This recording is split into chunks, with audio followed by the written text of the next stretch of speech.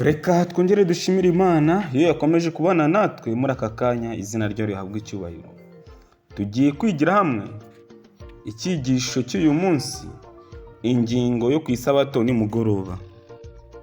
Aho muri iki cyumweru tugiye gutangira icyigisho gifite insanganyamatsiko kwigisha abigishwa umugabane wa mbere.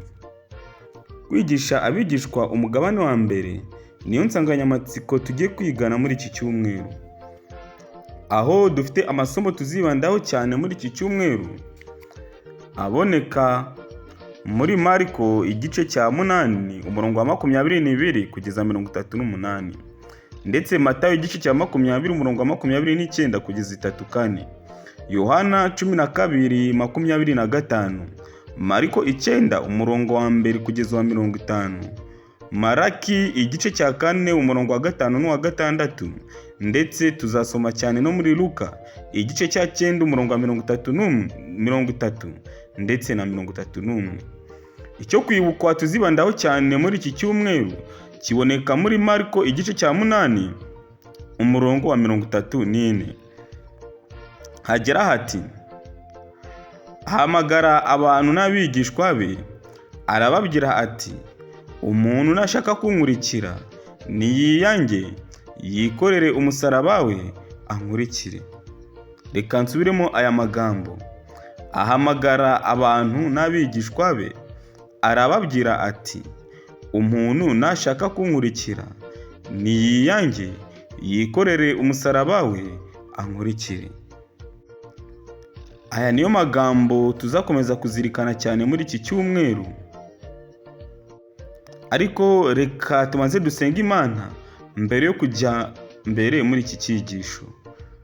Data wa twese uri mu ijuru, izina ryawe rihabwa icyubahiro.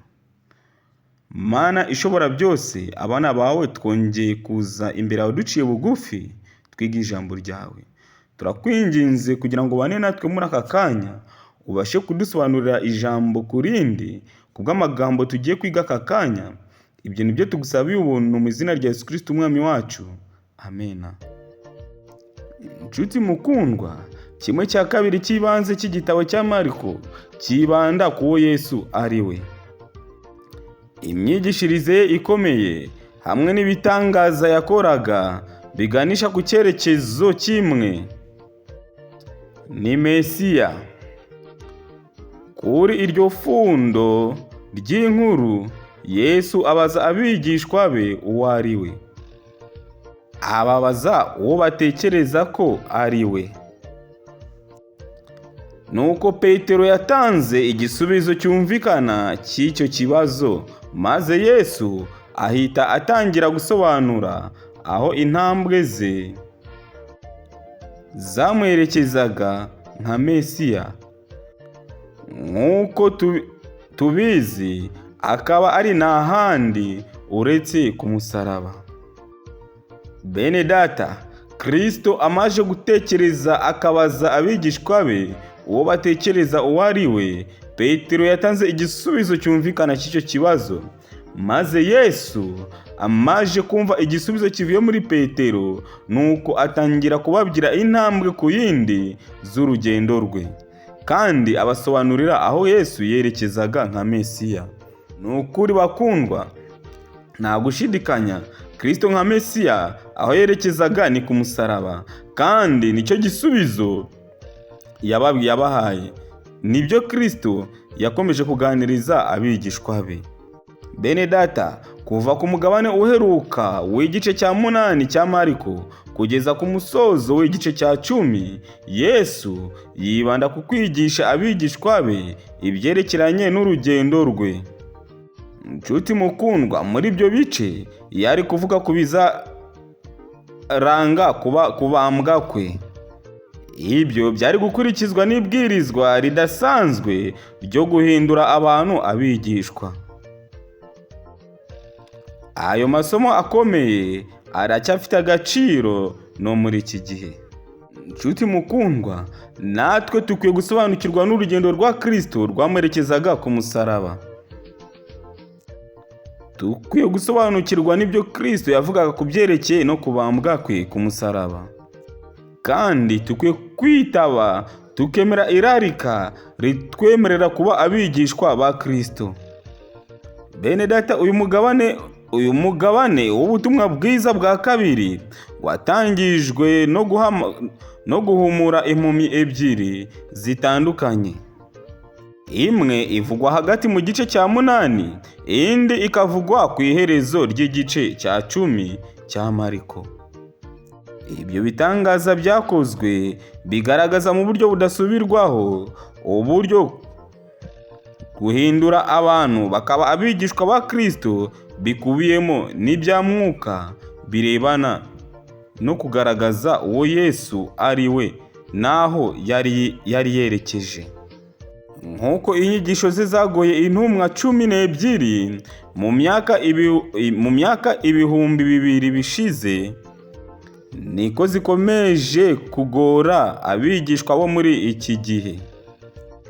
Bibasaba n'ikiguzi cyinshi n'amahirwe byo gukurikira Yesu.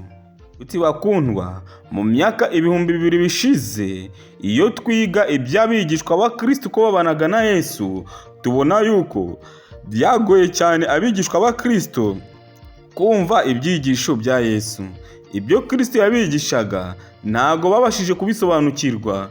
Kristo yarinze apfa batarasobanukirwa n'ibyigisho bye, nicyo Kristo yarabamariye, nicyo yabigishaga. Ariko se twe ab'iki gihe ubu ngubu bihagaze bite? Ubu ngubu nabwo abantu bo muri iki gihe birimo birabagora cyane kumva ndetse no gusobanukirwa n'ibya Yesu. Inyigisho zirarikira abantu kuba abigishwa ba Yesu birimo biragora abantu cyane kubyumva. Bakundwa, nk'uko izi nyigisho zagoye intumwa 12 mu myaka ibihumbi 2 bishize, niko zikomeje no kugora abigishwa bo muri iki gihe. Bibasaba n'ikiguzi cyinshi n'amahirwe byo gukurikira Yesu. Nshuti bakundwa, ndabinginze kugira ngo duce bugufi, twemere kumva inyigisho za Yesu, kandi twemere gukurikira Yesu, twemere kwihana ibyaha byacu, duce bugufi imbere ya Kristo. Muri iki cyumweru rero, ndakuraritse kugira ngo uzabashe gukurikirana ibi byigisho, ko bizatugirira akamaro cyane. Tuzigira imbere ya Kristo, tuzemere kwigishwa na Kristo, tujye kwiga cyane umugabane wa mbere w'icyigisho kigira kiti kwigisha abigishwa, umugabane wa mbere. Reka mbere yo gusoza icyigisho dusenge Imana. Uwiteka Mana ishobora byose, turagushimye, turaguhimbaje, uhabwe icyubahiro. Tugushimye ko wongeye kuduha umwanya wo kwiga ijambo ryawe kuri uyu munsi. Turakwinginze kugira ngo ukomeze ubane natwe kandi utuyobore.